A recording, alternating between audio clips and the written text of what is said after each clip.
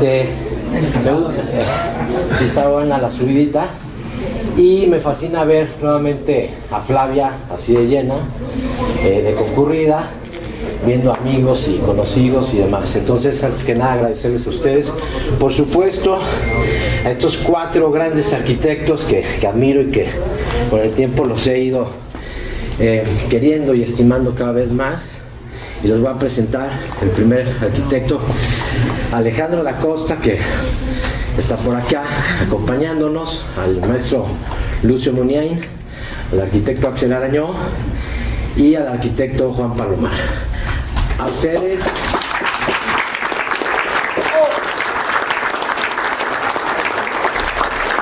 Todo mi reconocimiento y realmente muy agradecido que nos vengan a compartir parte de su conocimiento. Sepan que lo que hoy nos convoca estar en esta ciudad, bueno, yo aquí vivo, pero ellos que están de visita, es justamente un proyecto colaborativo de un proyecto de hotelería que estamos haciendo. Probablemente algunos de ustedes ya sepan de este proyecto, y no va a ser el momento para presentar el día de hoy justamente el proyecto colaborativo por varias razones. La primera, porque no estamos todos, somos 17 arquitectos, de los cuales 5 ahorita, pero Abraham es el 6º que está también participando. Y pues bueno, habíamos puesto sobre la mesa platicar entre arte y arquitectura, pero ahorita en el desayuno se decidió que pues, ¿por qué no las artes de pintura, escultura y arquitectura, cómo se pueden relacionar? Y al final acabamos que más bien se hable de lo que se quiera hablar, ¿no? O sea, cada uno de ustedes va a poder llevar al terreno donde quieran la plática.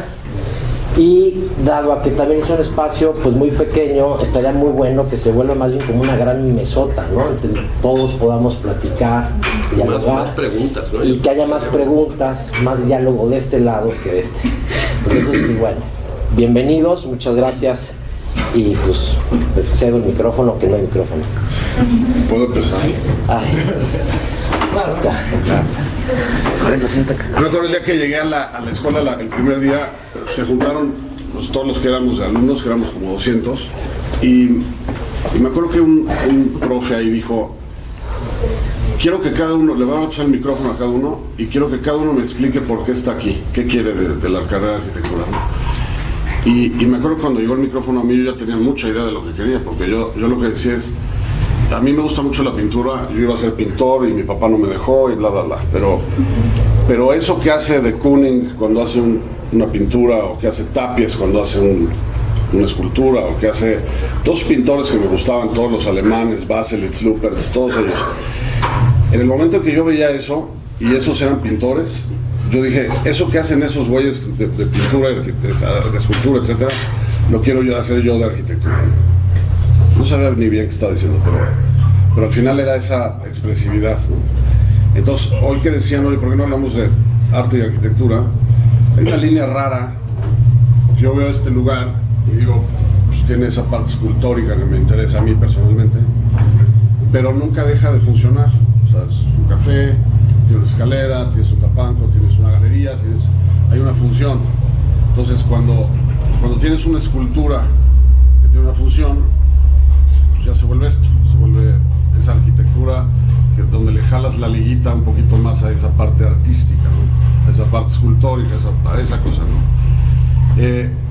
Pero desde entonces, desde ese día que fue en 88, desde ese día pues, he tratado de jalar esa liguita lo más posible, desde las primeras cosas que hice hasta las últimas que he hecho con Alejandro, por ejemplo, esta vinícola que ganamos, que es todavía más, pero acaba teniendo geometría, acaba teniendo muchas lógicas que una escultura de Chillida quizás no las tiene, ¿no? Como siempre me ha llamado la atención y nunca me he contestado, por eso estoy aquí, a ver si hay uno chingón. Nunca me he contestado de cómo sí, o sea, ¿por qué Frank Gehry es más arte que no sé quién, que el güey que hizo esa casa? ¿Por qué? Porque es más chueco, porque es más alto, ¿por qué? Y esa parte de escultura o esa parte artística de la arquitectura es la que pues he sido un necio haciendo todo lo que puedo por tratar de descifrarlo, pero no lo he descifrado y eso les quería comentar el día de hoy. Ahora sí. ¿Alguien sabe de qué estoy hablando? Sí. Yo creo que es una relación muy íntima, histórica, donde se funden las fronteras sobre todo entre escultura y arquitectura. El menhir en medio ya no es escultura, es arquitectura. Yo creo que es arquitectura. Yo creo que en un polo de la arquitectura está lo estrictamente simbólico y en el otro está lo estrictamente del abrigo. Y casi no hay ninguna obra que sea solo una cosa. El abrigo más sencillo a algunas personas les provoca significados o le dan significados o le crean afectos. A lo más funcional de abrigo y lo más simbólico ese valor de lo simbólico también se puede entender como algo que funciona o no funciona. A mí me parece esencial para entender la arquitectura del siglo XX, no como una sucesión de estilos y formitas, entender cabalmente las vanguardias y las neovanguardias artísticas del siglo XX, futurismo, constructivismo, suprematismo, la Bauhaus, el futurismo italiano, el constructivismo ruso, el suprematismo, el neoplastismo me parece fundamental para entender la arquitectura moderna.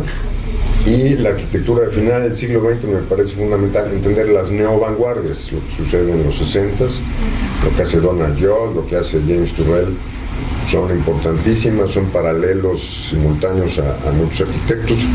Lo que hubo en el Land Art, no se puede entender la obra de Herzog de Meuron sin entender los textos, y la obra de Robert Smithson y de otros artistas. Son muy estudiosos, amigos, compañeros, coleccionistas, más que de arquitectos de esa neovanguardia que hubo en los 60s. Eso es fundamental. Barragán no es que lo hayan influenciado, es paralelo a gente como Turrell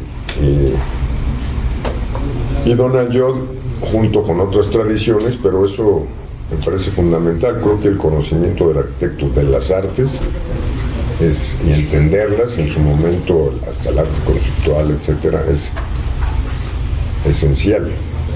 Creo que las escuelas carecen de eso. Es increíble que alguien se pueda recibir de arquitecto sin entender un poquito de las vanguardias y sus principios, no solo estéticos, sino sociales, antropológicos, filosóficos. Muy bien, pues.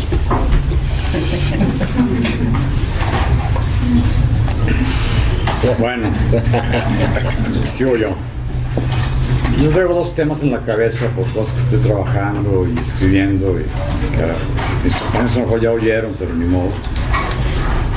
Uno es la teoría del deseo. Me pidió una escuela de arquitectura chiquita, muy simpática de Guadalajara, que se llama SARC, que diera un curso de lo que yo quisiera. Entonces pensé un poco y dije, voy a hacer una cosa que se llame un poco pomposamente Cátedra del Deseo. Pero eso también es irónico, ¿no? ¿Qué sabes tú del deseo? Como dar cátedra, ¿no? El deseo es algo inasible, elemental, básico para hacer todo lo que hacemos en la vida desde nacer, ¿no? El niñito adentro de la mamá de repente desea nacer y provoca que salga al mundo. Luego, el deseo inmediato es el pecho de la mamá. Y cuando está en el pecho de la mamá, recupera ese mundo amniótico maravilloso donde todos nadamos alguna vez. Crece y el deseo se va trasladando, ¿no? Se va trasladando a tener juguetes, o se va trasladando a sus amigos. En la adolescencia ya empieza la efervescencia de la sexualidad, el erotismo. Entonces el deseo se encamina hacia el otro sexo o hacia otra persona y sigue caminando. Tienen que hacer en la vida, en el caso de la arquitectura, y hay un deseo básico para poder hacer arquitectura, si no estás muerto. Es el deseo de ¿qué? me lo pregunto, una respuesta muy básica: deseo de belleza, deseo de hacer algo que al final de todos los laberintos, tratar con el cliente y con las licencias y con el gobierno, como que sea, es un laberinto que al final está un espacio que a lo mejor es lo que te imaginabas y a lo mejor funciona para lo que querían los patronos, y ahí está. Y entonces te das cuenta de que no se sacia el deseo, hay que hacer otra cosa, hay que hacerla distinta, y es una línea que atraviesa la vida de todos. Yo me he venido siendo consciente de en dónde ubico mi deseo. Hay una mujer, hay un viaje, hay escribir un libro, son deseos. Y hay una maquinita en el cerebro, una válvula, que de repente se cierra y el deseo se extingue. Y no quieres hacer nada, ni oír nada, ni ver a nadie. No quieres más que morirte. Entonces, ¿dónde se fue el deseo? O sea, ¿por qué cloaca, por qué alcantarilla de mi interior se fue? Es un misterio. Pasan hablo de lo que pasa. Pasan 2, 3 semanas y de repente una banderita dice: a ver, háblale a fulanita, o a ver, ponte a dibujar esto que estaba dibujando. Entonces empieza la maquinaria a arrancar otra vez, y de repente a las 3 horas me doy cuenta, ya estoy en posesión de todos mis deseos. Ahora sí, se me antoja ir a París, se me antoja venir a Jalapa, se me antoja escribir no sé qué cosa. Resumiendo, el deseo, la conciencia del propio deseo, es sumamente útil para ser más certeros y para saber qué queremos hacer en la vida, ¿no? O sea, los muchachos que están en arquitectura, realmente, ¿cuál es su deseo? ¿Ganarse una lana? Hombre, ahí está contaduría. O sea, ¿para qué tantos trabajos, tantas rayas, tantas desveladas, no? Pregúnteselo, ¿cuál es el deseo? ¿Darle gusto a sus papás? Pues buenas tardes. No es un deseo válido. Ser como fulanito, fulanita, así de manera imitativa, pues tampoco. Entonces empieza a profundizar. Bueno, es que tengo en las manos espacios expresivos y lugares que quiero materializar, que me urge, que no puedo vivir sin hacer eso. Ahí está tu deseo.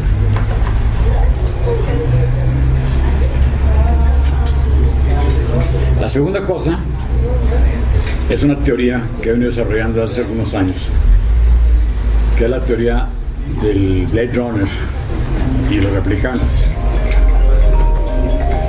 Yo creo que todos ustedes, bueno, los más jóvenes a lo mejor no, vieron una película que se llama Blade Runner. Es del 82, Ridley Scott, Harrison Ford, el güero, no recuerdo cómo se llamaba. Y entonces esa película, no se los voy a spoilear a los que no la hayan visto, pero tienen que verla todos. O sea, es una película básica. Ridley Scott es uno de los mejores directores contemporáneos. Es una película de una belleza extraordinaria. Sucede en el 2018, creo. Ya en un futuro en donde pasaban miles de cosas, y Los Ángeles era como un pantano de humos y de agua y de lluvia todo el tiempo y de mestizajes increíbles, y por ahí deambulaban los personajes, ¿no? Y había la Tyrell Corporation, un edificio impresionantísimo, así como en talud, como de 80 pisos, de donde había naves espaciales, y está hecho sobre un libro de Philip K. Dick que se llama algo así como Las ovejas eléctricas sueñan con cercas mortales, algo así. Nunca me acuerdo cómo se llama la novela, pero es buena. Es mejor el libro, es mejor la película. Y la trama consiste en que en el 2018 ya los robots estaban tan avanzados, tan perfeccionados que eran más listos, más inteligentes, más fuertes, más rápidos que los humanos. Entonces se dieron cuenta los humanos, Aver Corporation, que estaban en peligro de muerte y de extinción. Los robots se reproducían unos a otros para armarse, y eran tan inteligentes que podían generar más robots, iban a acabar con los humanos y a dominar el planeta. Entonces los exiliaron a todos a trabajar a Marte y a trabajar quién sabe dónde. Todos los replicantes, que se llamaban los robots replicantes, todos a volar. Y había unas patrullas que se llamaban Blade Runners, corredores de la navaja, que se dedicaban a estar cazando. Si se colaba algún replicante a la vista, sacaba el pistola y lo mataban. Ni preguntaban. Ya tenían el sexto sentido para saber quién era replicante, quién era robot y quién era humano. Una línea cada vez más delgada. Era una mujer maravillosa de la que se medio enamora Harrison Ford. No sabe si matarla o no matarla o hacerle el amor. Pues está en la orillita, ese filo que separa lo artificial de lo natural. Bueno, pasan muchas cosas en la película. Al final hay una lucha de titanes entre el héroe Harrison Ford y el héroe replicante, este güero que no recuerdo cómo se llama, y ya no les cuento más. Pero total, de ahí yo saqué una teoría personal que a mí me es útil, que mucha gente que me la oye dice es una tontería, otra gente le da risa, otra gente le resulta útil. La gente se divide en dos: los cazadores, los que van, se arriesgan, salen de la caverna, matan dinosaurio, se traen una pata de dinosaurio arrastrando, le dan de comer a su mujer y a sus hijos. Los que van buscando, los que van arriesgando, los que se la rifan, y los agricultores, los que siembran, cosechan, siembran otra vez, que se llevan tranquilo, que tratan de no arriesgarse, tratan de estar protegidos entre todos. Son la masa, que así está hecha la sociedad. Una gran masa, ahí va tranquila, obedeciendo, oyendo, comprando, consumiendo. Pero hay una pequeña parte que es la sal de la tierra, que son los Blade Runners, que son los que no se contentan con eso y se la juegan. Un ejemplo que ya estabas platicando, para mí muy claro, dentro de la Iglesia Católica, los jesuitas. O sea, los jesuitas siempre andan partiendo la madre en la orilla de la iglesia, son medios ateos, medios herejes, medios quién sabe qué, pero van y se parten la madre porque son la caballería ligera de la iglesia. Esos son los Blade Runners totales. Los replicantes, pues son estos, a hablar del ámbito de la iglesia, estas órdenes religiosas, ordenaditas, calladitas, encerraditas, son replicantes. Y va a haber otra generación y otra generación hasta que se acabe. La pregunta es así como, ok, ¿y yo qué soy? Esa es la pregunta. Y cada quien se la contesta. Soy ordenadito, calladito, obedientito, o me animo a levantar la voz, y me animo a decir pendejadas, y me animo a meter la pata, a que me rompan la madre del lado de la esquina, a que me dejen mi mujer. ¿Qué es? Y es algo, no quiero decir genético porque no creo que sea tan fatal. Históricamente hay replicantes que se han vuelto Blade Runners. El ejemplo que yo encuentro más bonito es el de Pablo de Tarso, San Pablo, que iba a Damasco, era un soldado romano, un replicante, un soldado más. Iba a Damasco y en el camino le cayó un rayo iba a caballo, que lo tumba el caballo. A la que se recupera la caída, ¿qué chingazo ando haciendo yo persiguiendo cristianos? Yo soy cristiano. Y se regresa y se le junta a los apóstoles. O sea, ese replicante, el rayo, lo convirtió en el Blade Runner de los más extremos que ha tenido la humanidad, ¿no? San Pablo acabó martirizado, en fin, lo que sabemos. Y es muy interesante, por ejemplo, ver arquitecturas y decir, bueno, ¿en qué campo está? Simplemente como juego intelectual. Se puede hacer esto con actores, con escritores, con músicos, con coches. Y es un ejercicio como de discernimiento. El discernimiento es algo que los jesuitas favorecen mucho. Es San Ignacio, una de sus principales enseñanzas es el discernimiento.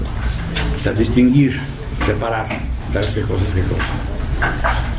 Entonces, pues hay, simplemente dejo sobre la mesa, para quien quiera jugar este juego intelectual, pensar, a ver, la neta, así, conmigo solo, ¿qué soy? ¿Un replicante o un Blade Runner?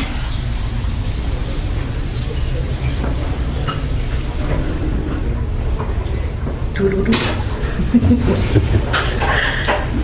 Muy bien. Muy interesante. Bueno, yo voy a hablar desde la agricultura, ¿no?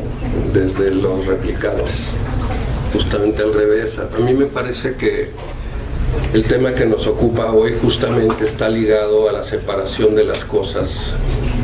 La cultura, estamos viviendo al final de una era, ¿no? Se nota claramente que empiezan a cambiar la política, empieza a cambiar la academia, empieza a cambiar los intereses, y ahorita estamos ligados pues al teléfono y a lo que nos está sucediendo alrededor.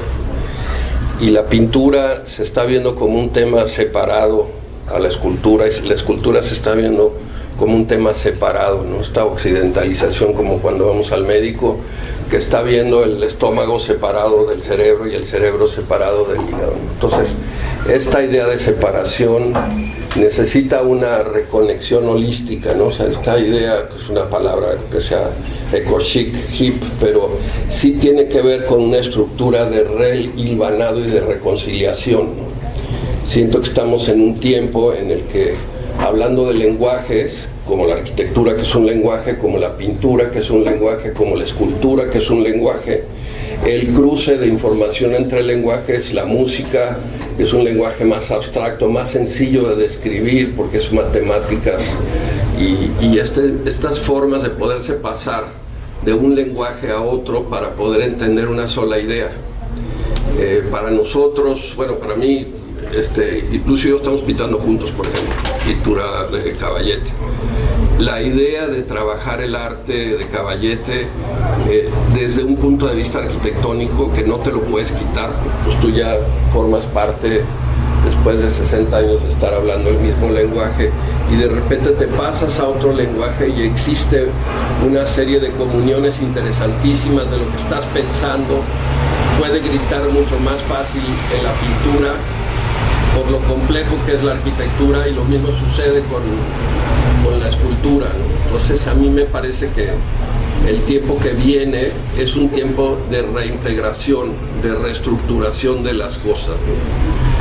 En lugar de separar y poner arriba y unos abajo, unos huelen a pobre y otros huelen a rico, justamente la idea integradora sobre la estructura de que todo tiene un valor, y ese valor de hilvanado, de reconciliación, de reestructuración, de conciencia ancestral. O sea, las cosas tienen que estar reconciliadas para que caminen bien, ¿no? Hemos dejado de caminar bien porque hemos ido separando las estructuras culturales, y ahora nos es difícil, con las diferentes velocidades que tiene cada uno. La arquitectura tiene unos tiempos muy definidos, que son muy lentos porque dependen de planeación, depende de ecología, depende de permisos, depende de dueños, depende de la economía, y finalmente se puede construir, ¿no?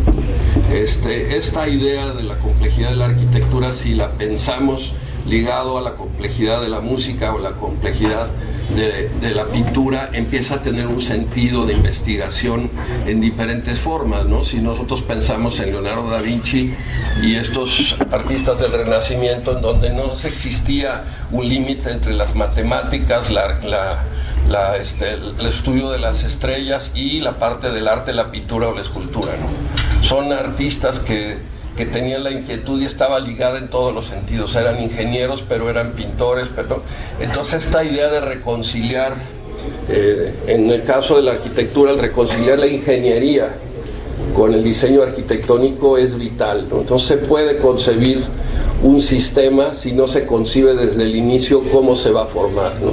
Entonces el separar la célula de su proceso es lo que nos está causando ahorita este desligamiento urbano contra la naturaleza, por ejemplo, ¿no? Entonces estos sistemas de liga tienen que ver con el desconocimiento, ¿no? Entonces para mí es muy importante aprender a conocer las cosas para poder entonces cuidarlas, para poder entonces conservar la ecología. Nosotros no nos levantamos en la mañana pensando que vamos a destruir 800 bonos de carbono y nos dormimos en la noche, ¿no? Sino que los 800 bonos de carbono los vamos haciendo y destruyendo por desconocimiento.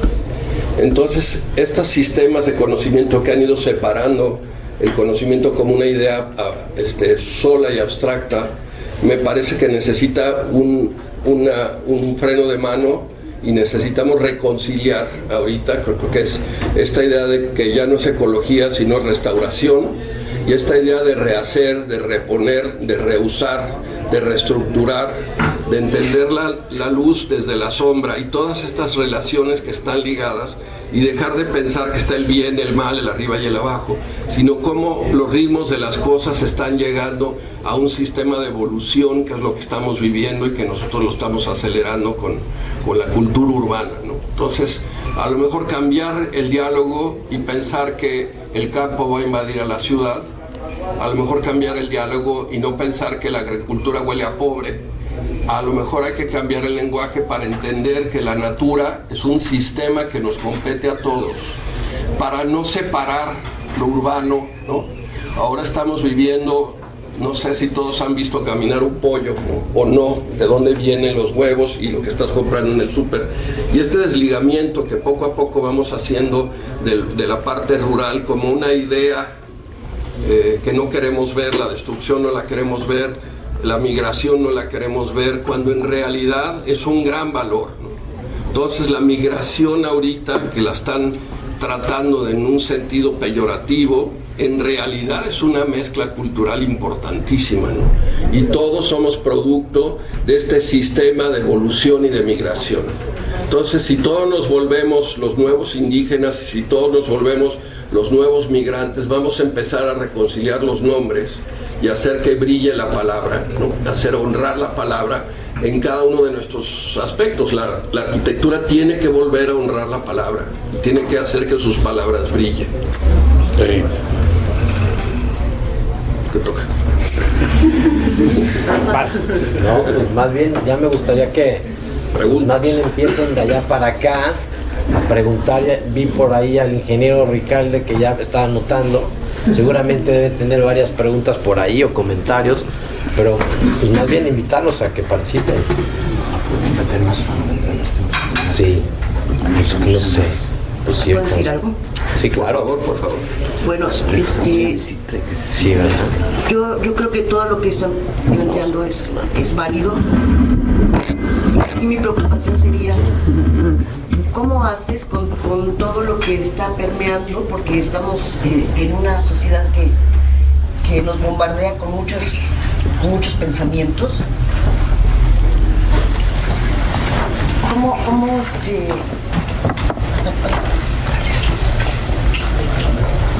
¿Cómo hacen ustedes o cómo hacer para llegar a ese equilibrio? Porque de lo que se habla es un equilibrio, ¿no? Andar en un balance. Bueno, así lo entiendo yo. Entonces, se necesita tener esa sabiduría para poder precisamente ver en qué punto está lo que funciona y lo que sirve y a quién sirve y en qué punto no. ¿Sí me explico? Yo creo que ahí es muy importante ante esta abundancia de información. Hay unas, no son unas de tarea, pero ahí sí hay unas lecturas básicas, son los autores, son los libros específicos, pero hay unas lecturas básicas que nos dan un contexto cultural amplio. Y yo creo que cualquier alumno de arquitectura o cualquier arquitecto no podría seguir adelante para entender ese caudal de información y distinguir qué es ahí sabio, útil para entender estos nuevos tiempos. Si no, con este torbellino de información, yo creo que las mentes jóvenes pues sí se van en el meme y en el TikTok y en la revista y en la foto y en la... Hay que entender un poco abajo que está, por más movimiento y cambio que haya, para entender la naturaleza, para entender la frontera de lo artificial y lo natural, para entender la relación del arte con la arquitectura, pues hay unas lecturas muy importantes. Yo quiero regresar, como la mayoría son jóvenes, aquí muy jóvenes, y siempre una pregunta recurrente en las pláticas es: ¿qué nos recomendaría arquitecto? Es definitivamente es lo que, si de veras quieren ser arquitectos, no desarrollos inmobiliarios, funcionarios públicos de la obra pública, etcétera, si de veras quieren ser arquitectos, pues sí tienen que tener clarísimo que en la escuela les van a enseñar entre el 10 y el 15%, si bien les fue, de lo que necesitan aprender. El resto lo van a aprender visitando, experimentando la arquitectura.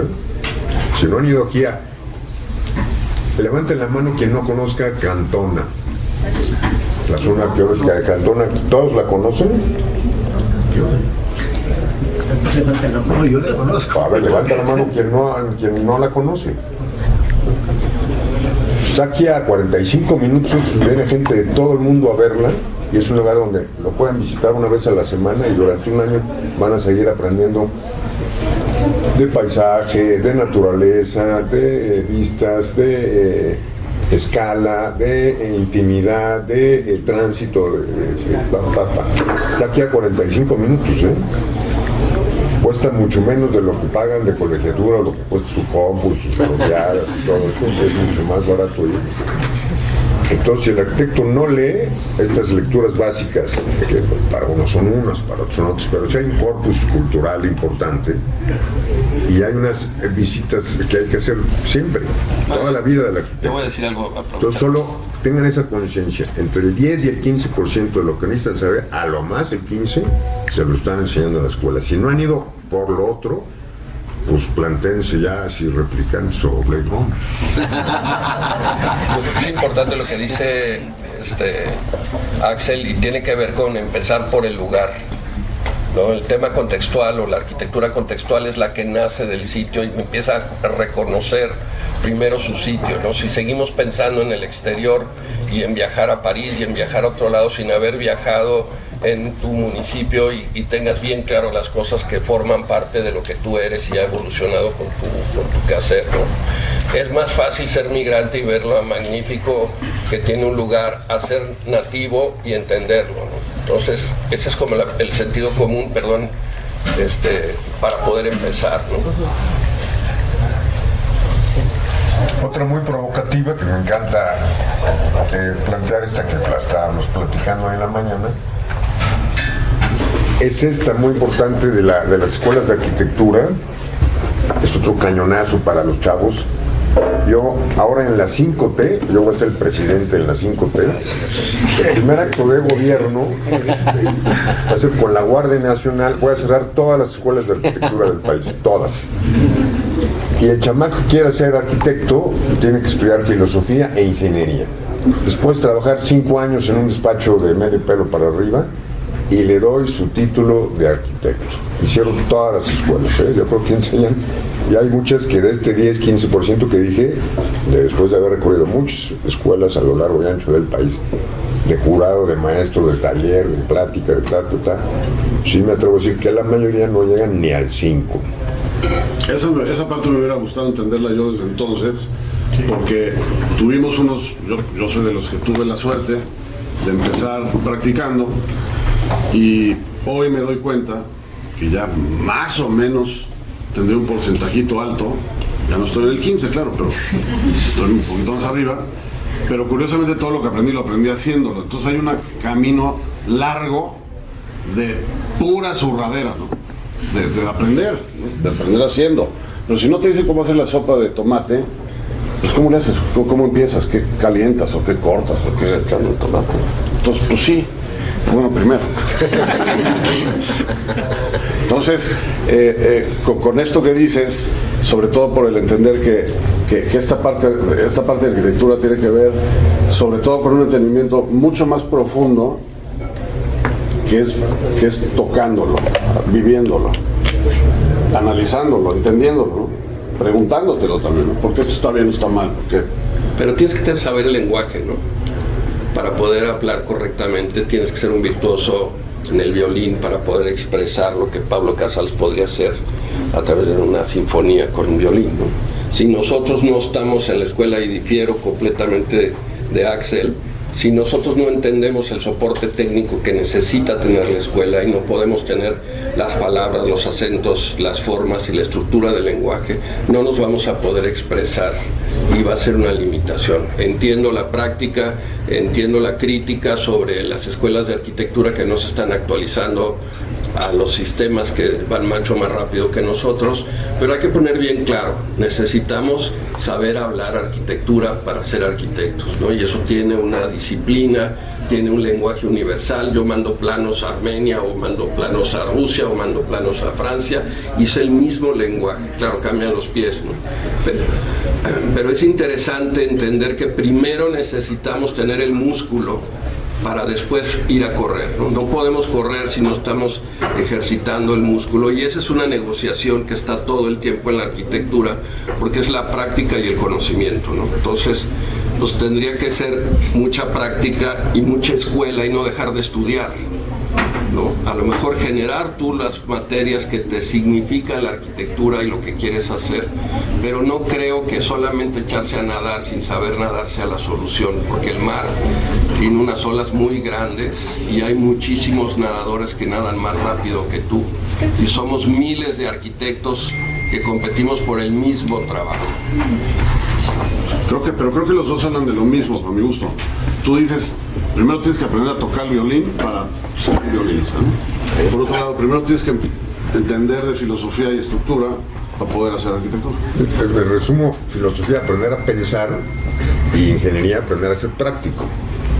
Pero al final todo ese 85% que queda, y todo ese 85% que queda, ya que sabes tocar el violín, pues necesitas eso que es hacer la música, ¿no? Que es todo. Falta todo. Bueno, por eso nada más te van a dar el título, luego ya tú ves qué haces. A mí me gustaría decir algo. Estas disquisiciones sobre la enseñanza de arquitectura, sobre la validez de una manera de hacer las cosas y de otra para aprenderla, tienen toda la vida. Yo, desde que tengo conciencia de que quiero ser arquitecto, 18 años, oía el rollo de uno y el rollo de otros, y digo, tiene razón el arquitecto, tiene razón el arquitecto. Es una suma de todo eso, y lo que emana de ahí es un deseo y una sabiduría y una búsqueda.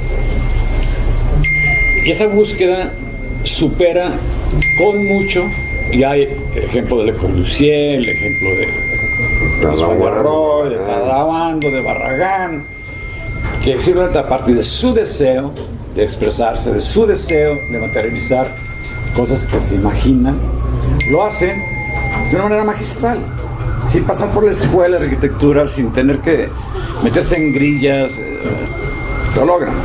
Ese camino es válido al día de hoy. Si hay alguien que se anime, que sea Blade Runner, que diga, a la chingada, las estructuras no me están sirviendo. Hay gente que sí le sirven y que sí es saludable. Hay gente que no le sirven y por la libre se convierten en grandes arquitectos. ¿Y qué distingue un gran arquitecto de un arquitecto?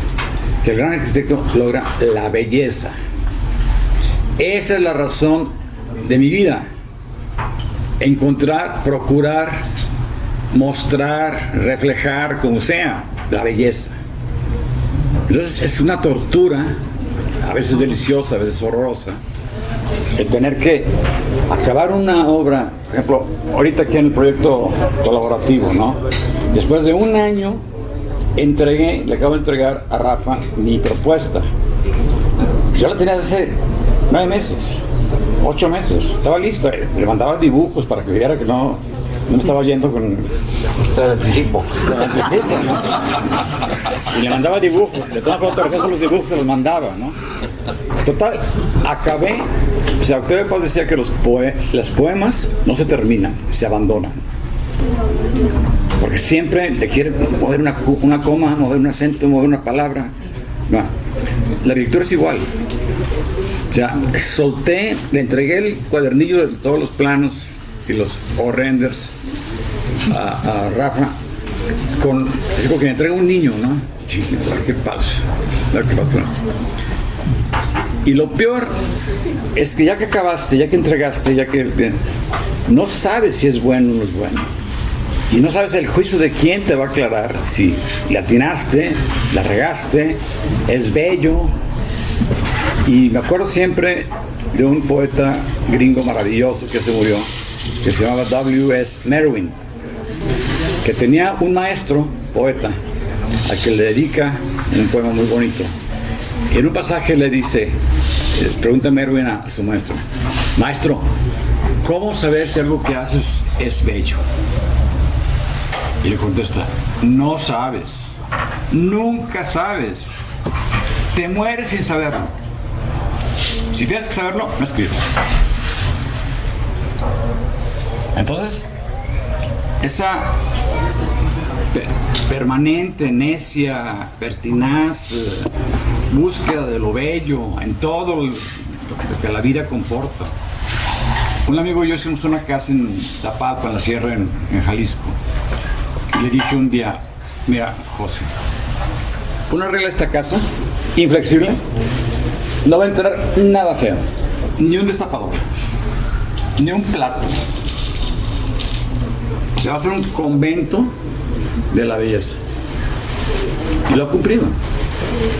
Cada cosa que mete, tiene un gusto exquisito, y es arquitecto, pues cada cosa que mete a su casa es exquisita.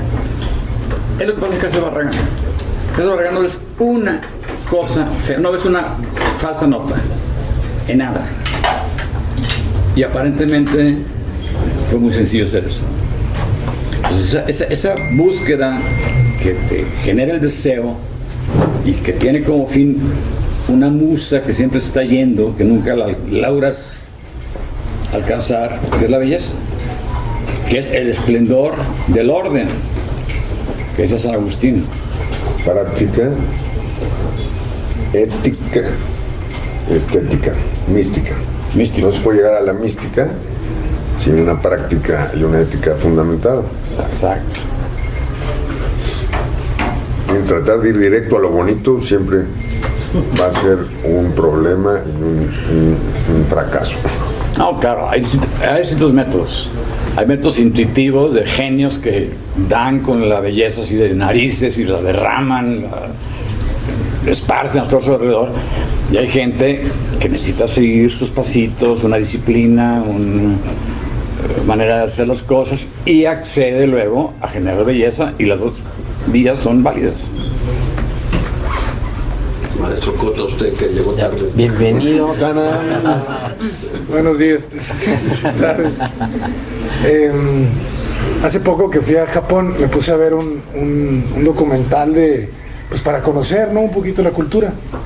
Y en el documental como que pasan distintas profesiones y cómo esas profesiones pues te transmiten, ¿no?, un poquito la filosofía japonesa.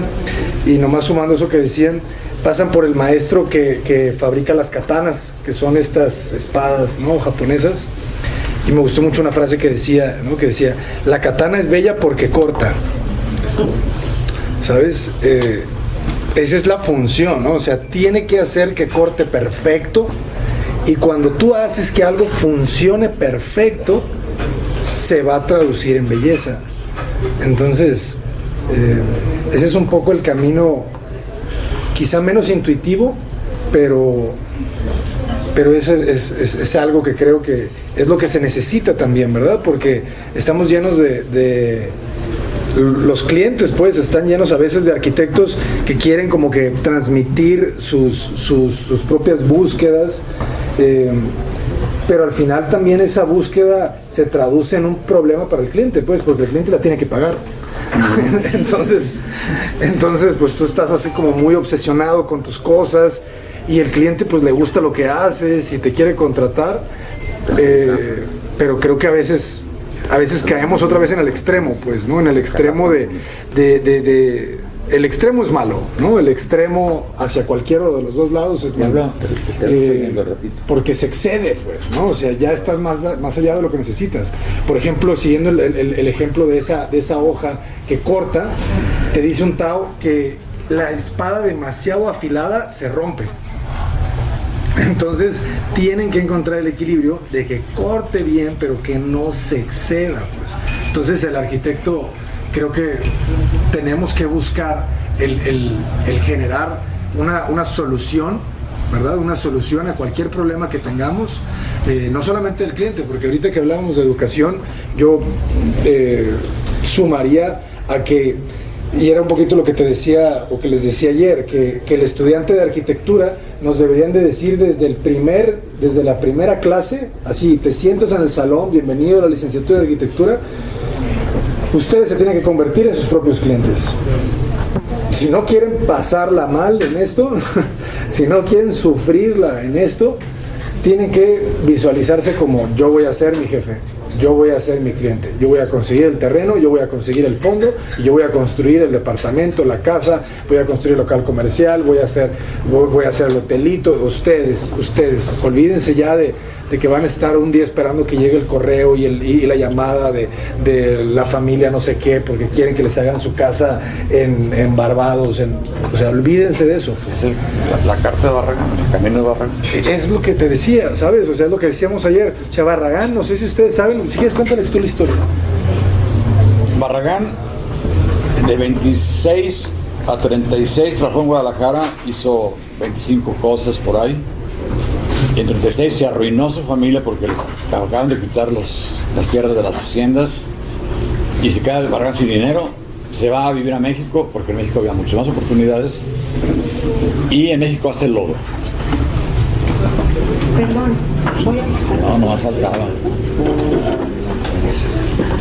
En México procede a hacer lodo.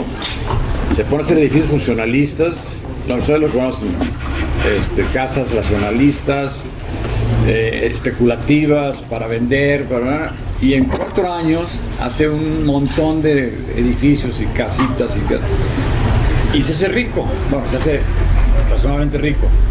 Y en estos 40 se sienta a los 38 años de edad y les: queridos patronos y amigos y conocidos, yo, el ingeniero Luis Barragán, les participo que a partir de este momento dejo de ser un ingeniero que le preste servicios porque usted estoy muy agradecido, para dedicarme a mis asuntos personales.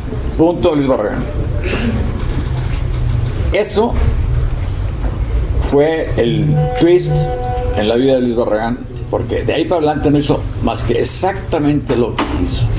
Exactamente lo que hizo. Las cosas que hizo para gente privada, en la Casa Prieto, la Casa Galvez,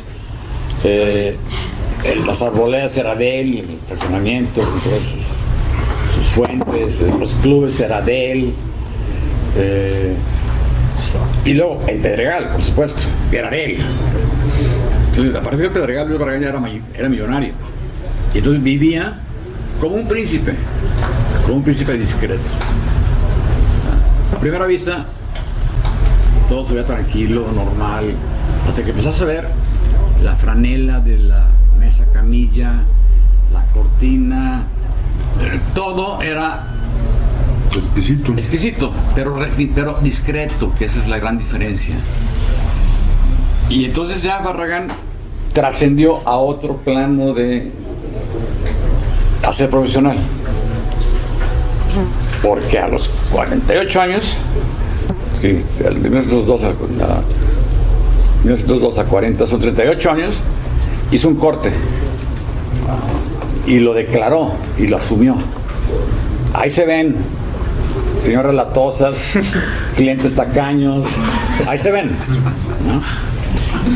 De paso, les platico que en Guadalajara hubo un ingeniero que hizo buenísima arquitectura, así como lo fue Barragán, lo que fue Castellanos, Ursúa y Desmoros, todos eran ingenieros, Julio de la Peña, pero no se llamaba Miguel Aldana Mijares, nació en 1920 y en 1938 trabajaba en el despacho de mi abuelo como canchanchan, dibujante.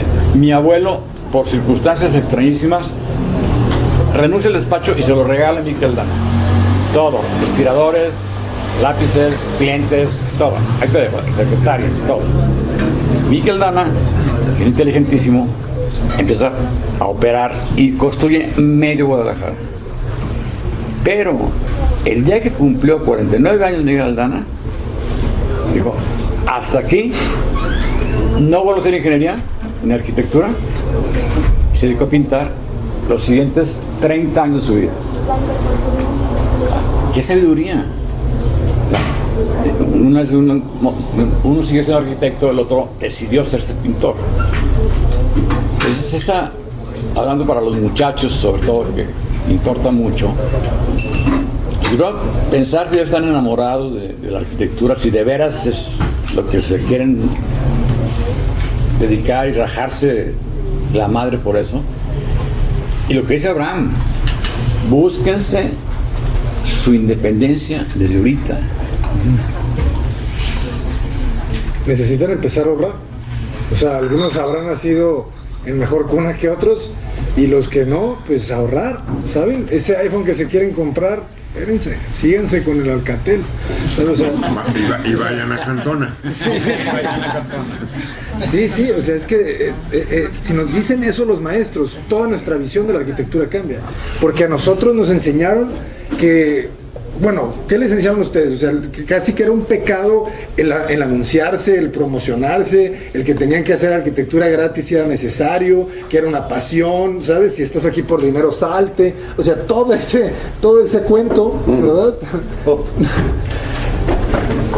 Pero ya que estamos en el ejercicio como tal y cómo resuelve uno su vida del deseo y la del súper y la renta, si hay algo aquí muy importante, que también tienen otra vez a los jóvenes otra responsabilidad, aquí ya lo estoy poniendo mucho, pero ni modo, así les tocó.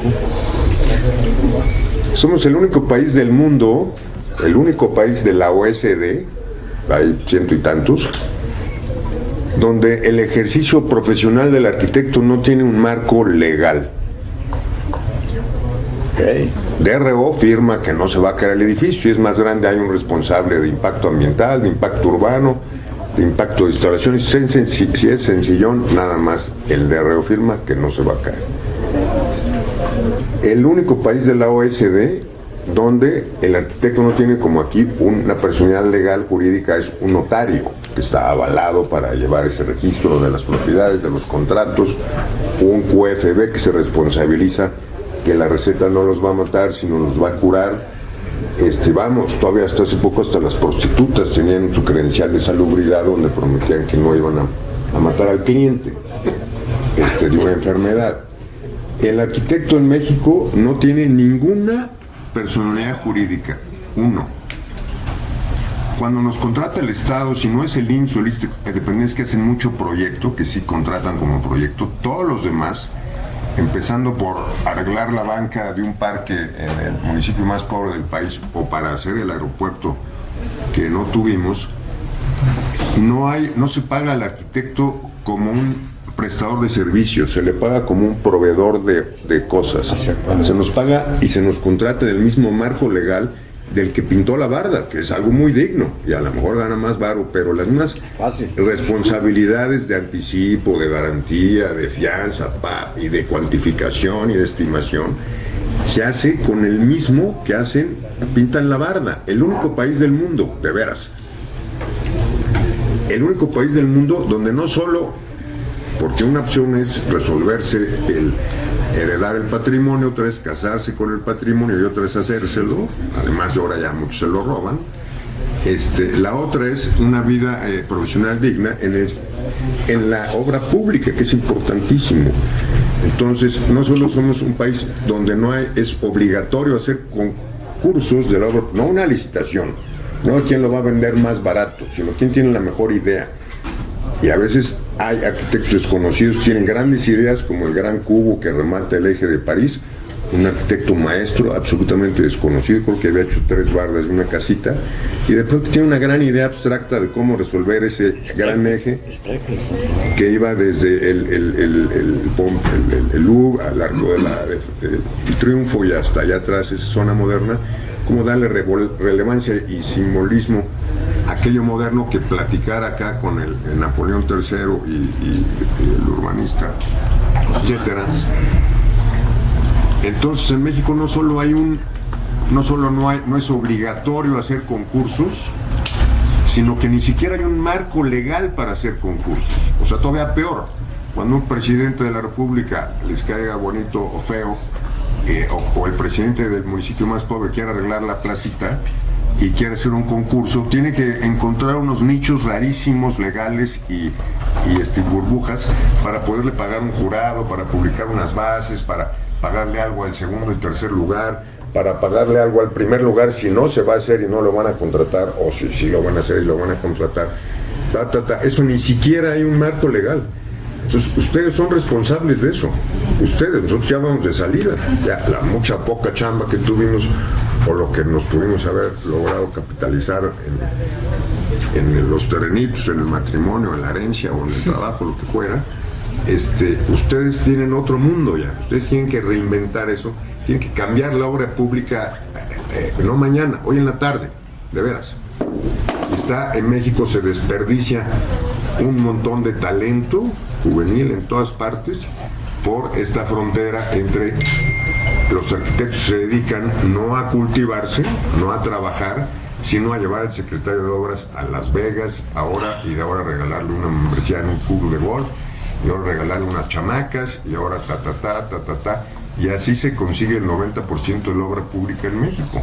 Y luego hay un infinito de corrupción en la obra pública, porque entonces si la chamba me la dio mi cuate y lo están haciendo de calidad chata, pues cómo los voy a denunciar, ¿no? En cambio, si yo le gané legítimamente un concurso y están poniendo otra varilla de las que especifiqué, o están poniendo otro impermeabilizante que no va a durar 30 años, sino 5 meses, entonces sí tengo la autoridad moral de reclamar eso y de tener una obra pública de calidad.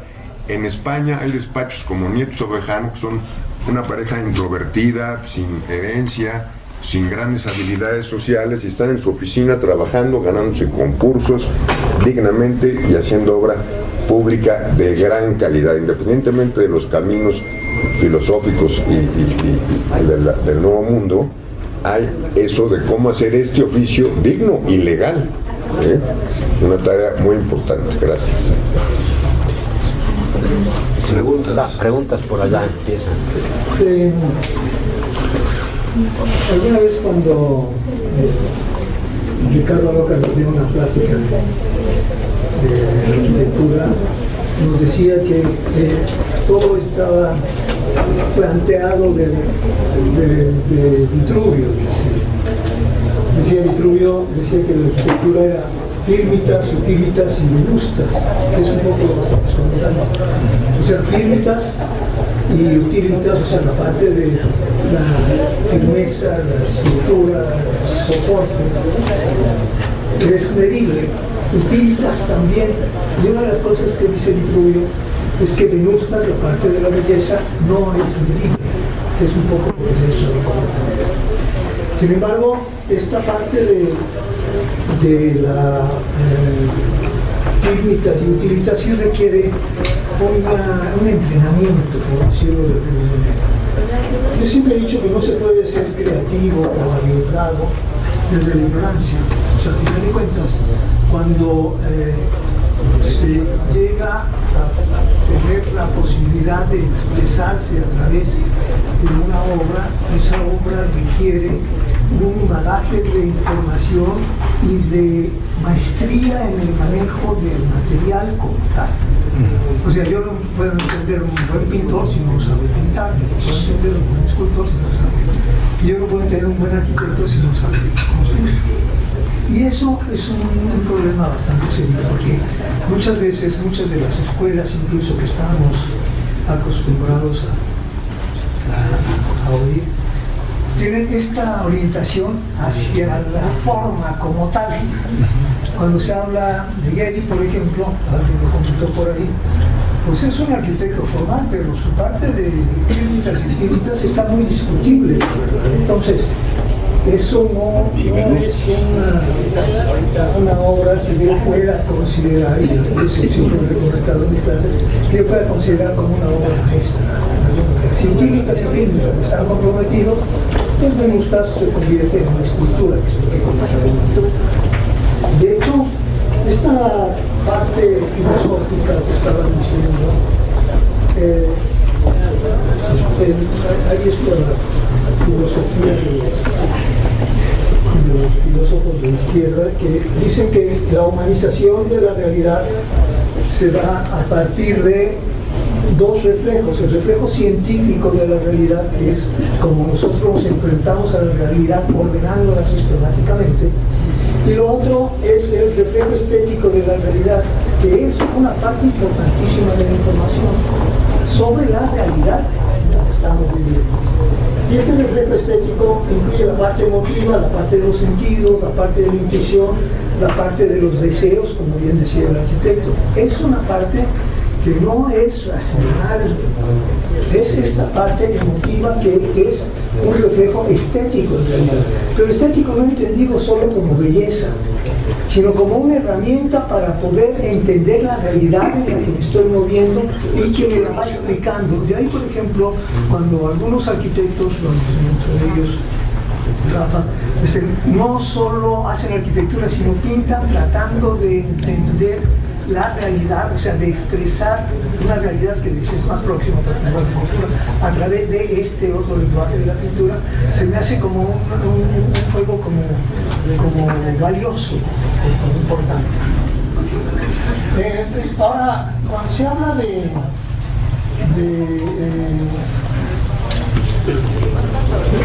esta cantidad de información que está disponible, a mí me está pasando un fenómeno muy extraño, porque hay una gran cantidad de información, pero el 90%, si no es que el 99% es basura. O sea, hay una gran cantidad de información que no sirve para un carajo. No nos sirve para entender la realidad en la que estamos inmersos. Para poder entender la realidad hace falta, y voy a decirlo como grandilocuentemente, hace falta una cultura. Si no tenemos una cultura en el sentido de una serie de esquemas, bueno, comentábamos del japonés, el japonés tiene una serie de elementos que forman su cultura ancestralmente, su manejo del material como tal siempre es como una maestría. Esta maestría se convierte como en parte de los pilares que soportan toda la cultura de Japón. Hacer bien las cosas. Eso, pero hacer bien las cosas implica conocer el material y irnos a esta parte que han estado comentando ustedes, subyacente, ¿no? O sea, y vuelvo a repetirlo, no se puede ser creativo desde la ignorancia. O sea, hay necesidad de tener una buena información. Yo lo tenía planteado aquí, ya decía, hay que tener una buena información del material, de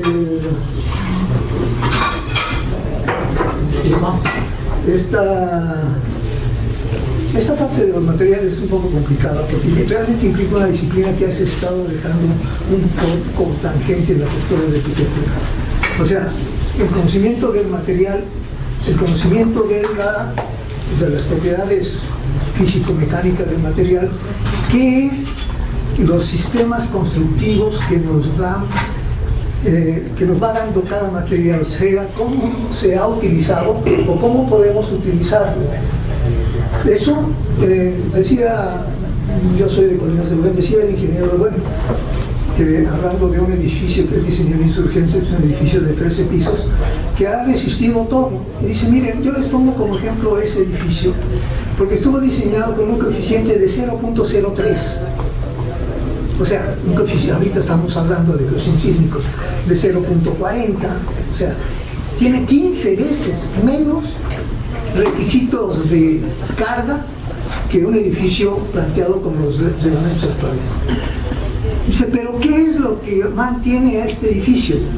Un buen sistema constructivo. O sea, el edificio es muy consistente porque no va a aguantar una estructura a la que le falta una columna, esa columna deja de trabajar, y eso lo hemos estado repitiendo muchísimo. De repente, incluso en algunos de los proyectos que revisamos en los talleres, de repente se plantean estructuras a los que les faltan columnas para que puedan sostenerse.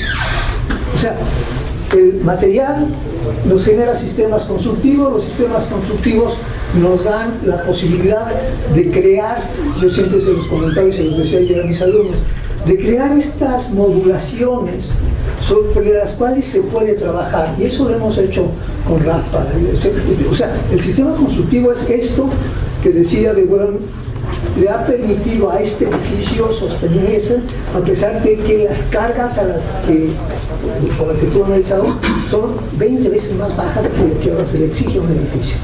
Ahora los edificios se caen, este edificio no se ha caído, quiere decir que hay algo que está bien hecho ahí. Y no son solo los números. Yo siempre he dicho que la ingeniería no es una ciencia exacta, definitivamente no lo es. ¿Por qué? Porque tenemos, en primer lugar, esta parte de las cargas son totalmente inciertas. Tan es así que nosotros tomamos promedios a 200 años de plazo, por decirlo así. ¿Cuándo se va a presentar una carga como la que nosotros le ponemos a los edificios? ¡Nunca! Y sobre esa carga nos vamos con números muy precisos. Perdón, pero ahí hay un error. O sea, no es la parte de las cargas, vuelvo a repetir lo que decía el Bonito, la que nos va a dar la información consistente sobre el comportamiento del edificio, es el sistema constructivo. Un poco para completar, porque de repente la abundancia de la información no es utilidad, no es información útil. Después hay que generar estas herramientas para sintetizarlas, pero sobre todo en un marco de lo que sería estos valores que a nosotros nos han escamoteado. Decía Eric Fromm que al mexicano le quitaron todo cuando lo destrozaron su cultura, las culturas ancestrales. Nos llegan los españoles y destruyen todo.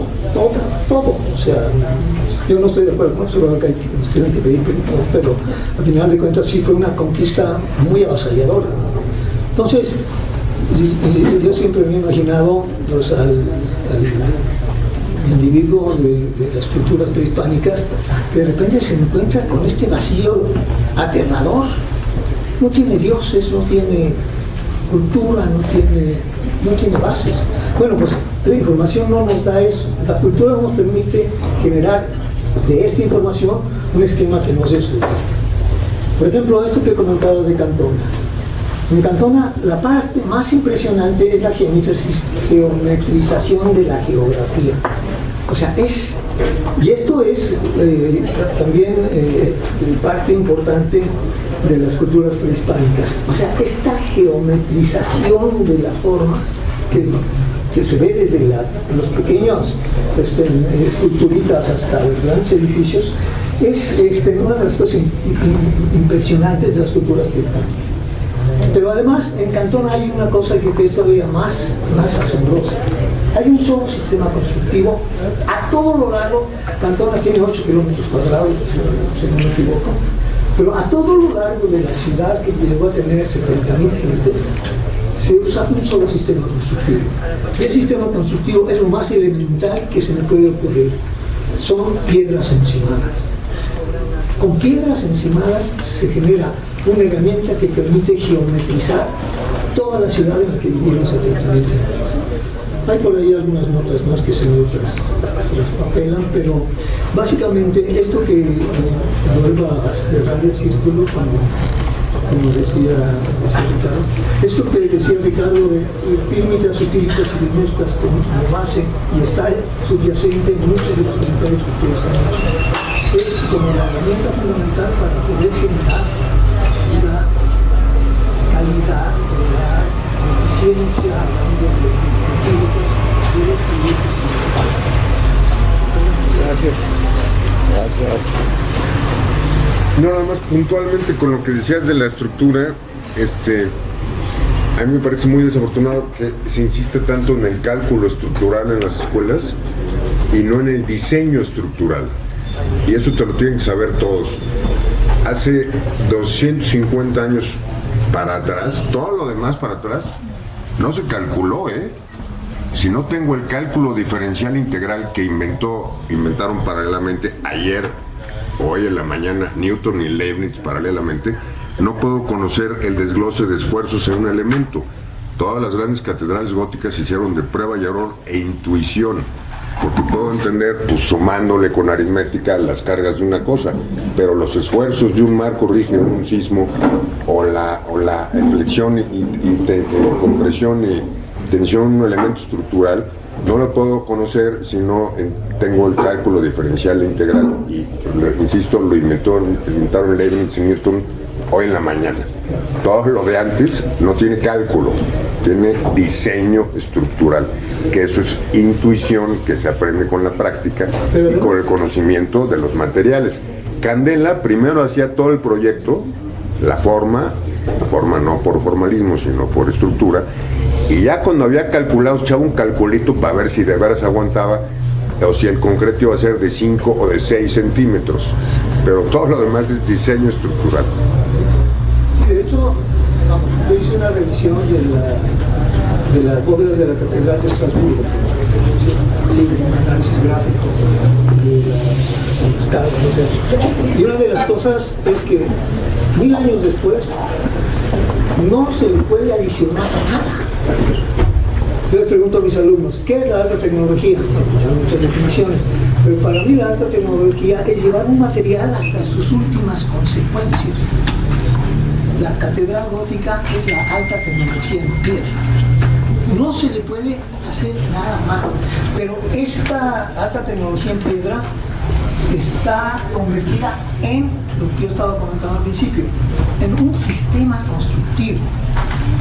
O sea, no es el análisis que logra una estética. Nadie se le ocurrió poner rotantes por estética, sino porque se les calla la pared.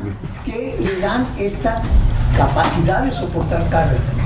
Retomando lo que decía de hoy. Esta capacidad de soportar carga de la catedral gótica es, como sistema constructivo, es lo que le ha permitido a un edificio de 13 pisos sobrevivir sismos hasta la actualidad sin respaldarse con esto que estábamos comentando ahorita, sin el cálculo.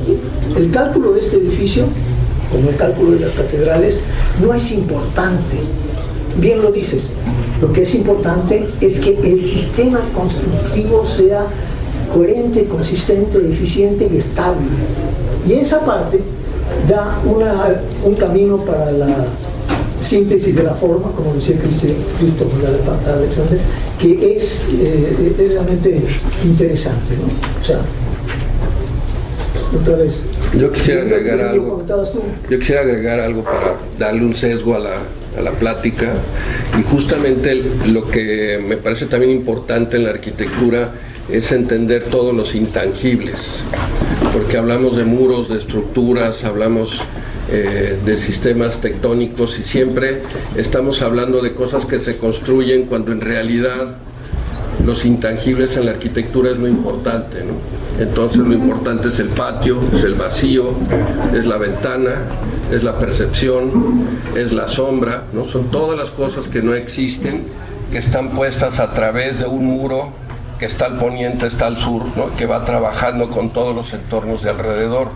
Entiendo que se deba de calcular, entiendo que tenga que tener una estructura, pero en realidad estamos creando cosas y atrapando cosas que no existen. Y el valor para detener la voracidad del mercado va a estar directamente relacionada con el valor perceptivo, no el valor de metro cuadrado en específico. Entonces nos estamos equivocando metiéndonos en los valores y en las cosas cuando en realidad todo lo que queremos y todo lo que deseamos, y sobre todo hablando de arquitectura emocional que no es estructural, está ligada a lo que deseamos, a las cosas que estamos percibiendo. Y cuando tú ves este espacio de Flavia, y con eso termino, es un espacio que está provocando vacíos y donde el concreto está ayudando a capturar un espacio. Y en realidad el valor de lo que estamos viendo de la arquitectura del arquitecto Pardo es esta idea de capturar los espacios a través de un material que no es noble, que es el concreto. Entonces esas ligas entre lo natural y lo tectónico, o entre lo material y lo geométrico, están relacionados a lo que te emociona. Entonces no va a haber arquitectura que sea memorable y que sea trascendente si no te emociona. Entonces meter la emoción en el diseño y la percepción sobre los espacios y el realismo mágico de todas las cosas que estamos viendo al mismo tiempo, que no existen, que están dichas, que son mentira, que son proyecciones, que son espejos, que son sombras. Todas estas cosas se van de los metros cuadrados. Y estamos viviendo un mundo en donde se está midiendo por precio, metro por metro, el territorio, cuando el territorio no debería de tener valor. Puedes vender la tierra, decía Palandilla. ¿Hay una pregunta? Nada más como por curiosidad, ustedes en el tema de replicantes, y voy a utilizar el término hereje en el sentido tradicional de la palabra, la otra posición, ¿por qué? Para conocer, ¿por qué usted pone a Jesús Ignacio y todo el nacimiento de los jesuitas como los rebeldes, como los herejes, si ellos simplemente lo que hicieron fue defender un régimen que ya estaba establecido? Y para mí el verdadero hereje, el que no fue un replicante, fue Lutero. ¿Cuál es el argumento de usted de poner a ellos como verdaderos que fueron contra lo establecido? A los jesuitas. Ajá. Bueno, pues nada más hay que repasar tantito su historia y la vida de San Ignacio, y uno entiende que cuando San Ignacio fundó la orden, partiéndose la madre contra todos los pronósticos, abandonó su casa solariega, sus vestiduras, se va a cambiar a Manresa, etcétera, etcétera. Pues era alguien que se la jugaba. ¿Pero financiado por el régimen establecido? No, fue financiado por nadie. Él iba por la calle, por los caminos, sin un peso en la bolsa. Pero él defendía el régimen establecido. Espérame.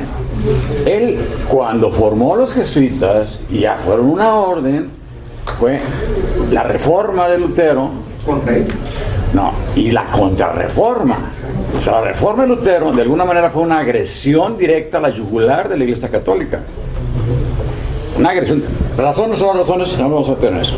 Pero fue una agresión directa a la yugular de la Iglesia Católica. ¿Qué hace Ignacio Loyola y su compañía? Se llama compañía no de gratis, porque es compañía militar. Agarran, se organizan y son la vanguardia de la contrarreforma. Y crean el barroco y crean el arte más alto de ese siglo y logran que la Iglesia Católica procese ese trauma que hasta la fecha sigue existiendo de la división, del cisma. Pero por supuesto que son una bola de Blade Runners todos, hasta el día de hoy. Hay que conocer la vida de los jesuitas, hay que ver qué hacen, partiéndose la mano. ¿Hace cuánto que mataron a 2 en Tarahumara? 2 años, algo así. A 2 jesuitas se los tronaron en Tarahumara. ¿Por qué? Porque andan metidos en el lugar de la bronca, tratando de componer las cosas, de ayudar a la gente. Uno puede ser simpatizante, ateo, creyente, pero objetivamente la Compañía de Jesús es un aparato paramilitar y religioso al servicio del Papa directamente. Ellos no tienden al cardenal ni al obispo, ellos van directamente con el Papa. Y cuando el Papa es jesuita, pues está más cañón. No, yo para concluir, mi postura es que para mí el verdadero ellos fueron replicantes. Para mí el verdadero hereje en el sentido bonito del término tradicional fue Lutero. Es verdad que la Compañía de Jesús, bueno, de allí salió Descartes, por ejemplo, que han transformado la humanidad. Pero yo no los pondría, no les estoy quitando mérito, No le estoy quitando mérito, el esfuerzo de San Jesús es loable, y fue un hombre con toda la fe y el corazón, pero no lo pondría yo como hereje. Es que lo interesante de jugar con la teoría de los replicantes y los Blade Runners es que muchas veces es como reversible, es como un espejo. Entonces podríamos discutirlo y platicarlo horas. Nada más era eso, no por otra cosa, para conocer su postura, ¿por qué? Déjeme decir una cosa importantísima para los muchachos, sobre todo, que viene también en ese poema de W.S. Merwin, que está dialogando con su maestro, que le dice: maestro, ¿y cómo le hago para que se me ocurra algo, para tener una idea? Y contesta: rézale a la musa. Y lo digo literalmente: ponte en ese rincón ahorita y rézale a la musa. Entendí muchísimas cosas con eso. O sea, para empezar hay que tener una musa en los términos que sean necesarios, y hay que rogarle que nos ilumine, que nos ayude, pues para hacer cosas que valgan la pena. O sea, la musa son los museos, son museos por las musas. La musa es un buen paisaje, la musa es una buena sinfonía, la musa es una mujer. Ay, ya me estaba yo preocupando. Etcétera. Por allá creo que había preguntas. Comentarios, súper. Bueno, mi nombre es Karina Cruz. Agradezco, Rafa, el espacio, esta oportunidad de conocimiento de todos. Yo le comentaba el hace rato que se me hace sorprendente ver tantas generaciones aquí de arquitectos y los estudiantes, es fabuloso, ¿no? Alguien que yo les quiero compartir algo me decía que hay arquitectos de toda la vida no estresada. Yo les recomiendo que corran para que se despeje la mente, ¿no? Y yo me puse a correr, en realidad, ¿no? Y cuando yo iba, dije, no es cierto, porque un arquitecto yo creo que jamás va a detener su mente. O sea, uno va corriendo y yo veía el tartán, o el bombeo de la calle, o la guarnición, el urbanismo. Yo iba corriendo, pero decía, no es verdad, o sea, la mente de un arquitecto se me hace magia total. O sea, cuando un arquitecto deja de pensar, pues ya, que se dedique a otra cosa, yo creo, porque no puede ser posible. Y a todos los estudiantes sí les digo que efectivamente tienen que estar en obra. O sea, yo tuve la fortuna de que mi padre era un ingeniero civil y crecí en una constructora, ¿no? Pero si de repente están estudiando arquitectura y no palpan lo que se ve en la escuelita, pues difícilmente salen y van a poder comprender algo de lo que se les enseñó, piensa un poquito, ¿no? Yo quisiera decir algo, perdón, sí. Digo, para reducir un poquito los tiempos. Sí es bien importante que lo que tenemos que hacer es generar una cisterna que esté cargada de información. O sea, necesitas rellenar la cisterna para poderle sacar agua, ¿no? Esta idea de que rezamos, por eso me estaba dando miedo lo que decía el arquitecto, esta idea de rezarle a la musa, pues sí, pero tienes que tener el tinaco lleno de agua, si no, no va a bajar el agua, ¿no? Entonces, necesitamos leer, necesitamos escuchar poesía, necesitamos escuchar música, necesitamos saber de pintura, pero sobre todo necesitamos saber de naturaleza, porque si no vamos a seguir destruyendo sin conocer. Entonces el conocimiento del arte tiene que integrar la natura ahorita sí o sí, ¿no? Sí. Respetar a la madre tierra, bueno, yo pienso, ¿no?, que es fundamental en un diseño. No puedes llegar y poner una obra arquitectónica donde rompe con todo, ¿no? Porque ha pasado. Aquí en Jalapa hay muchos ejemplos.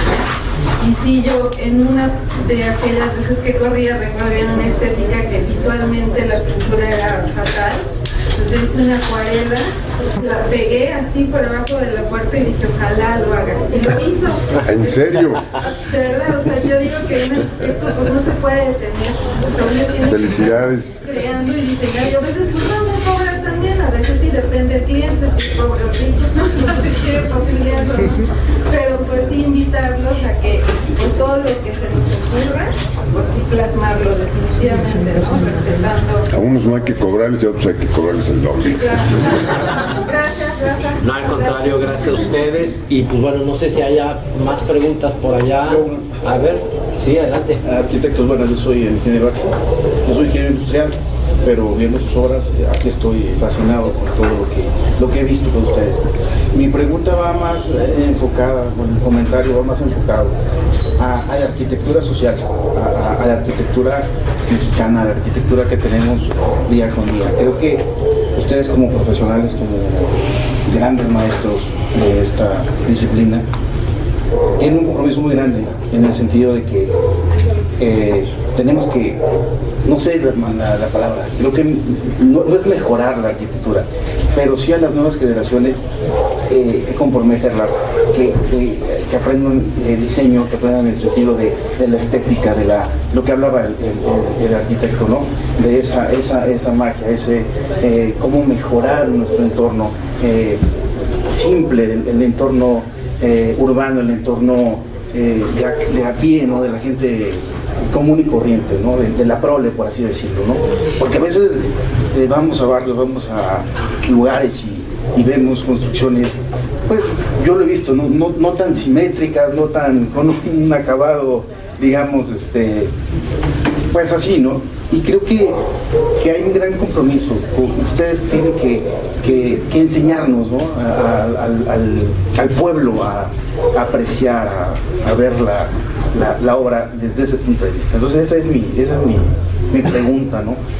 ¿Cómo se le hace cómo bajar la arquitectura? Porque a veces lo vemos como algo muy, lo voy a decir, muy caro, ¿no? A veces hablar de un arquitecto que te haga tu casa, pues, y dices, no, pues es tremendo, ¿no? Entonces yo creo que no toda la gente, las personas trabajadoras, pues tienen ese acceso, ¿no? Y creo que ahí está el compromiso, ahí está cómo podemos mejorar el entorno, ¿no? De nuestra patria incluso, ¿no? Hablando desde lo local hasta lo grande. Hay un problema cultural importante, y ahorita te voy a ceder la palabra porque tienes un ejemplo muy bueno, en donde el cuate que diseña arquitectura pues siempre hace esas obras maravillosas, chiquitas o grandes, pero maravillosas. Bueno, unos más, otros menos, pero siempre es esa obra que cuesta dinero, que cuesta trabajo, que todo lo que quieras. Entonces, por lo tanto, pues ¿quién le ha diseñado su casa a su jardinero? ¿Quién? Este güey.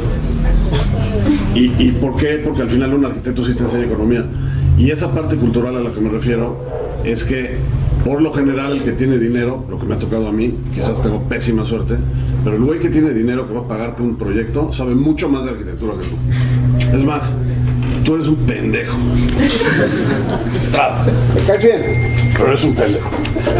Entonces, cuando estás con un cliente que va a recibir un proyecto tuyo, que le caíste en gracia, que lo convenciste con tus argumentos, etcétera, pero empieza a pagar, empieza a ver la obra, empieza a meterle lana y empieza a ver que, oye, y si mejor, oye, y si mejor, oye, y si mejor, y siempre hay oye, y si mejor, obviamente cuando no dependes de ti, ¿no? Que es un poco lo que decía Abraham. Entonces, esa parte que sobre todo Axel con esta casa, que es una casa que sé que se ganó por un crédito Infonavit, en donde el arquitecto te enseña economía, te dice que te vas a gastar 132 tabiques, güey. No tráiganse un camión y lo que sobra ahí, chingos madre, no. Te vas a gastar 132 tabiques. Y te vas a gastar esto, y te vas a gastar esto. Y te va a costar 155,000 pesos. $170,000, 105 metros cuadrados hace 10 años. 340,000 pesos, 107 metros cuadrados. Todo es aparente, todo es de bloque, no del gris, del ocre, es más simpático. Son 3 niveles en desnivel y la misma cimbra que usaste para la primera lo usas hasta la última sin cortarla. Solo hay un disparo hidrosanitario atrás y 2 disparos eléctricos en toda la casa. Hay 0 metros cuadrados de circulación porque una escalera a medios niveles te lleva a todos los espacios. Todos los espacios están abiertos a la escalera y si es la sala o el comedor, pues queda abierto o el estudio. Y si es el cámara con el closet, la escalera tiene su terracita, la familia vive feliz. Pero esa parte cultural ahí, responsabilidad es muy importante. No me fui a acabar el presupuesto del cliente en mis ideas o en mi gusto o en un adorno o en una forma, sino fuimos en este caso concretamente a resolver la necesidad de un terreno muy complicado además. y te hace falta un cliente que también te crea, ¿no? Este cuate seguro, pues dijo Axel Vaz, ¿no? Tú sabes más. Y eso pues estaba complicado. Yo creo que yo quisiera discernir un poquito de lo que dices, en el que nosotros somos responsables de lo que ustedes van a hacer en el futuro. Nosotros pues hacemos nuestra práctica cada quien y es producto de la autocrítica, ¿no? O sea, el estar buscando fuera nos está haciendo mucho daño porque no, en lugar de desarrollar nuestras capacidades y siendo críticos y estrictos y dando cada paso firme sobre lo que vas aprendiendo. Si seguimos tendiendo al que afuera viene la información o viene de Pinterest o viene de otro sitio, pues vamos a tocar los terrenos sin conocerlos, ¿no? Entonces el autoconocimiento es muy importante porque la búsqueda tiene que empezar adentro y después la vas ampliando sabiendo cuáles son tus capacidades, pero sobre todo los otros todo ya está inventado, todo lo que hemos hecho nosotros está inventado, lo que pasa es que vas siguiendo una línea de trabajo que te funciona a ti. Y yo sí pido que cada quien que está estudiando arquitectura, que va a ser arquitecto, pues sean duros consigo mismos, porque eso es lo que le va a dar una calidad a tu representación de trabajo. No seguir a un arquitecto o otro, o seguir otra revista o otra información en el teléfono, ¿no? O sea, todo eso tiene que estar decantado, porque si no el exceso de información que tienen ahorita, pues no va a servir de nada como lo estamos viendo, ¿no?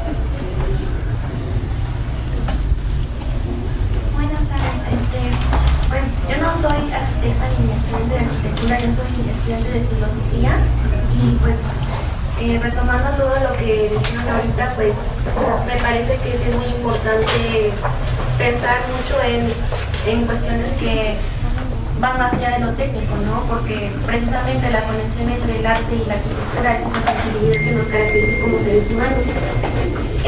Y pues igual como comentaban, pues sí, existe el cálculo, existen factores, no sé, científicos, pero el conocimiento detrás de lo que supuestamente nosotros conocemos, pues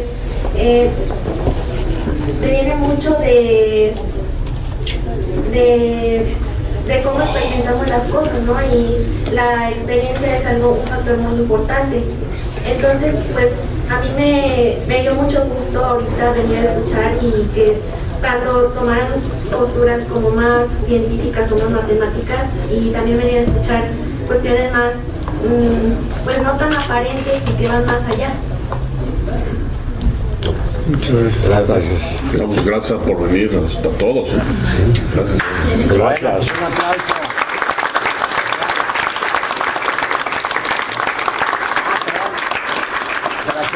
Una última pregunta. Un último comentario a los jóvenes. Si hay que ir a... ¿Cómo se llama? Cantona. Yo los invito a que vayan a 5 cuadras de aquí. También ustedes. En la calle El Faro. Porque después me llevo la sorpresa de cuando vengo a Jalapa. Algo que está enfrente de la escuela, no lo conocen, ¿no? Por ejemplo, enfrente de la escuela, de una escuela de diseño de aquí, que está en Museo de Antropología, pues los alumnos no lo conocen. Es decir, que es atravesar la calle. Bueno, el ejemplo va, o la recomendación va, caminen 5 cuadras, creo que es más o menos, calle El Faro, obviamente subida, en ese sentido, hacia allá.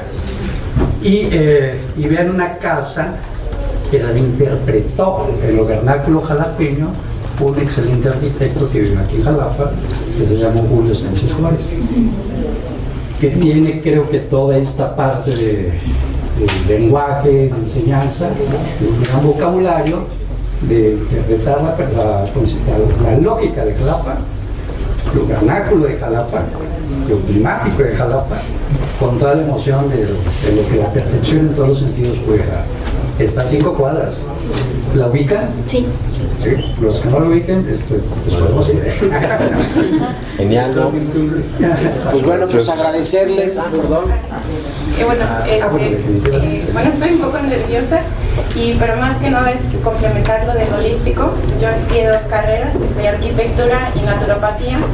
Mucha gente, bueno, aparte que no se conoce mucho la naturopatía, me dicen que tienen que ver, ¿no? La naturopatía es de manera holística significa que se ven a las personas, el tratar a la persona no solo como una cosa o un órgano, sino como un todo, ¿no?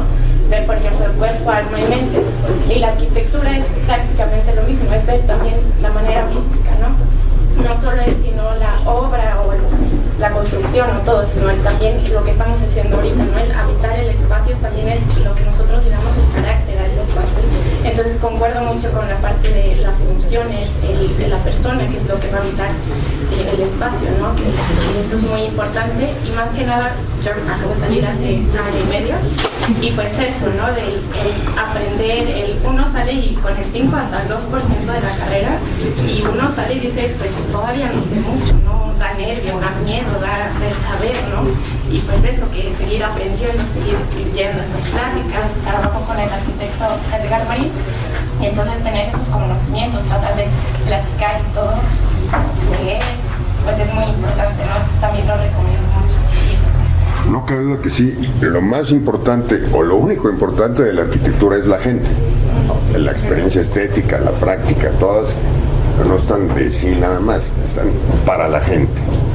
Entonces es muy importante siempre saber no qué tanto me gusta una obra, sino saber cómo funciona con la gente, no cómo funciona la cisterna o el detalle constructivo, cómo funcionan las actividades de la gente con ella, y finalmente pues qué tanto dignifica la vida de la gente.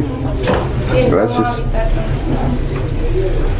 Me parece muy buena tu combinación. Aprendan de esto. Muy bien. Muy bien, pues yo diría que otro aplauso a los grandes ponentes.